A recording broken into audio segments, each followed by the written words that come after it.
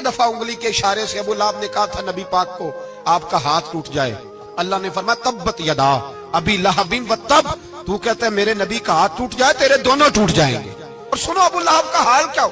ابو لہب کا معنی ہے ابو لہب شولوں کا باپ، لہب شولوں والا۔ کیا مطلب؟ ابو لہب اتنا حسین و جمیل تھا کہ اس کے جو رخسار تھے شولوں کی طرح چمکا کرتے، اتنا خوبصورت تھا، لال سرخ رنگ تھا، خوبصورت آدمی۔ عرب میں جب غربت تھی تو اس کے گھر میں اس وقت بھی 2 اینٹیں سونے کی تھی، اتنا مالدار آدمی اور سردار تھا سارے مکے کا۔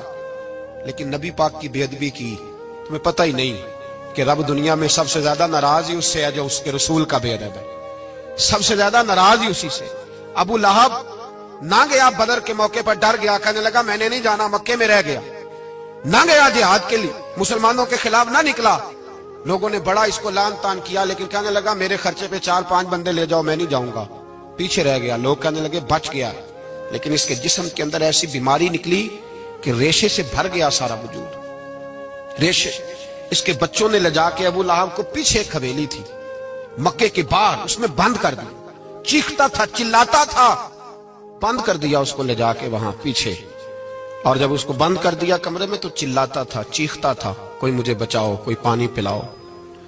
دروازہ توڑ کے باہر نکلا تو چوک میں مر گیا ابو لہب، اتنی بدبو آتی تھی کہ کوئی قریب نہیں جاتا تھا۔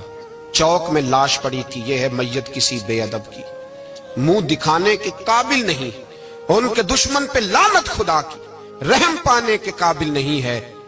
چوک میں لاش پڑی ہے، تبت یدا ابی لہب و تب، چوک میں پڑی ہوئی ہے، کوئی قریب نہیں جاتا۔ اس کے بیٹوں سے لوگ جا کے کہنے لگے تمہارا باپ تھا، شرم کرو۔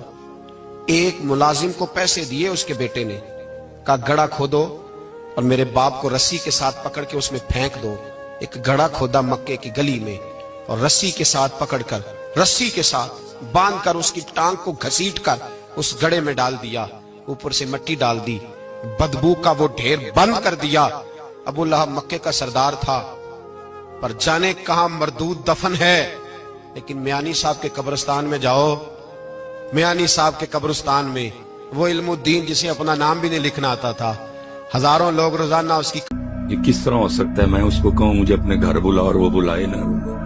یہ کہاں لکھا ہے کہ میں اس کو کہوں مالک مجھے اپنے گھر بلا اور وہ بلائے ہی نہ؟ تو کہتے ہی کوئی نہیں، کہہ کس دن سے ایک بات، یا اللہ مجھے بلا۔